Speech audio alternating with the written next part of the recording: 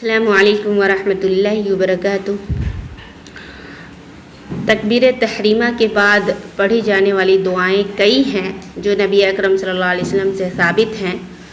میں یہاں پہ ان دو دعاؤں کو ذکر کروں گی، ان دو دعاؤں کو بتاؤں گی جو معروف اور مشہور ہے۔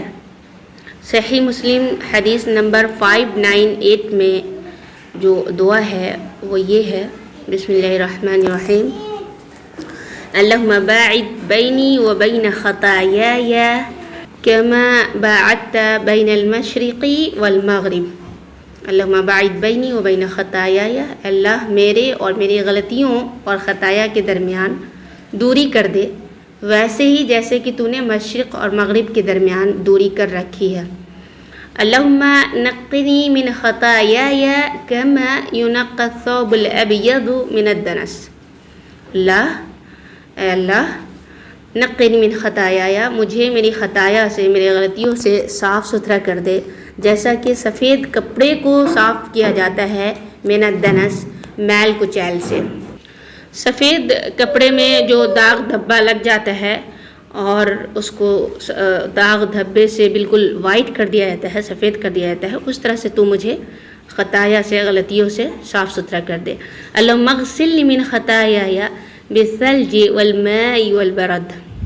اے اللہ مجھ سے میرے گناہ برف، پانی اور اولوں کے ساتھ دھل دے۔ پھر سے پڑھتی ہوں میں، اللہم باعد بینی و بین خطایای کما باعدت بین المشرق والمغرب۔